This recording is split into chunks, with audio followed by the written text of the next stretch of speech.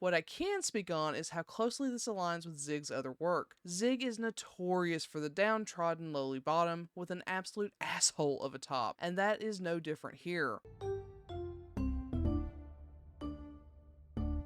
Hi, welcome back to my channel. Today, we'll be discussing Kiss the Bride by Zig. And this review is thanks in part to those of you who took part in my poll. This was the second choice in the poll. Prince of Tennis, but sad, infuriating, and with more kisses. And if you'd like to check out the winner, you can watch it by clicking the annotation or the link in the description. If you'd like to help decide what gets reviewed next, go ahead and subscribe, get your BL Library card for the BL Library, and be on the lookout for my community posts with the polls. Before we get started, there will be spoilers, so if you don't want to be spoiled on this manhwa, go ahead and click off now. No worries, I'll catch you next time. For those of you who decide to stick around, let's go over some content warnings. There may be references to mentions of death, invasion of privacy, social gap, power imbalance, classism, breaking and entering, permanent injury, chronic pain, drugs, drug use, cheating, excessive drinking, coercion, blackmail, prejudice, disability, homomesia, sexism, sexual assault, gossiping, manipulation, sexual harassment, violence, and mentions of car accidents, as these things do appear in the manhwa. But if that's okay with you, let's go and get started.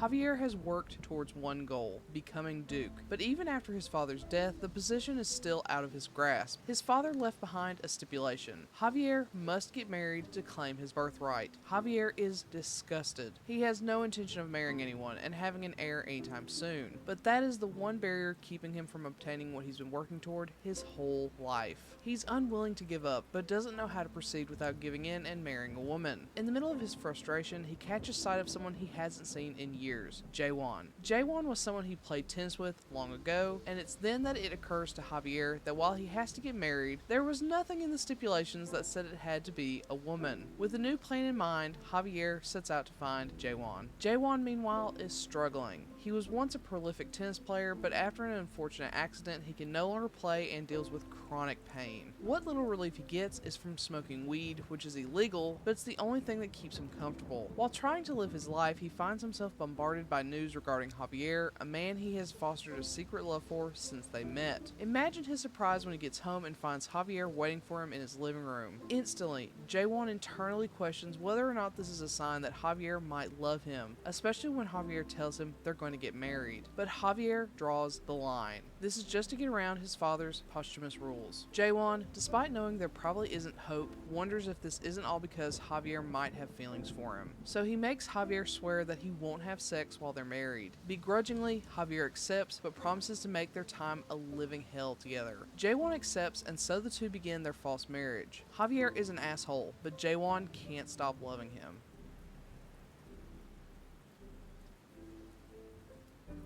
To start with, I love this art style. I was really drawn to it when I saw this was being released, plus it's a story by Zig, and I was even more interested. Zig typically does Omegaverse titles, but to my unfortunate surprise, this is not one of them. Still, the art is very nice, and though I might have been disappointed this wasn't Omegaverse, it still looked very pretty. The style is super clean and consistent. I actually really like it, which is what makes everything else about this title so disappointing. Let's get into that. It's important to note that there is heterosex in this title. If you want zero hetero smut in your BL, this is not the one for you. I don't personally mind it, but the time between the heterosex and the BL smut we're all here for is a long one, which, paired with the story, makes this a tough read. This is a modern nobility story set in Spain, and I can't speak to how accurately everything is portrayed regarding politics, news, government, and the like. What I can speak on is how closely this aligns with Zig's other work. Zig is notorious for the downtrodden lowly bottom with an absolute asshole of a top, and that is no different here. Power imbalances are the name of the game, and it doesn't get much more imbalanced than a noble forcing a poor and disabled man into a sham marriage. It's not necessarily my favorite setup in the world, and having read multiple things by Zig, it is a bit tiring, but it's not bad either. Just be warned, the top is going to be an unnecessarily cruel asshole. Now, while this is by Zig, it has been reworked for the manhwa format. I have not read the novel version of this particular title, but I imagine it's much more thorough than this. This is a very disjointed story. We're going from pretty strong hate between a person who secretly loves a man and a man who just wants to use the other, all the while dealing with politics and social activities necessary to establish Javier as the Duke. Drop in flashbacks to establish their past, and 34 episodes just isn't enough. Javier just seems to suddenly fall in love with Jaewon, so much so that he's willing to give up his birthright to do so, something that was an impossibility an episode or two before that. Granted, this does end up being resolved and Javier gets his title back, but still, Tapas, unlike the other webtoon and manhwa platforms, has comments, and there were comments noting how scenes were completely dropped or rushed that would have helped tie together the backstory with the present. But maybe most importantly, these missing scenes would help explain why Jaewon would love a dick like Javier. As I mentioned before, Javier makes a sudden switch from a raging asshole to a loving and doting partner out of nowhere. Meanwhile, Jaewon has loved this same asshole from the very beginning. The flashbacks are supposed to help establish why Jaewon fell for Javier, but they are hollow and devoid of any significant emotional moments that might help show why they might have felt something more for one another. They seem friendly, but only barely, as Javier uses Jaewon as a practice partner in the evenings, so even that's transactional. I hate Javier, and nothing in the story makes me feel like I should feel any different.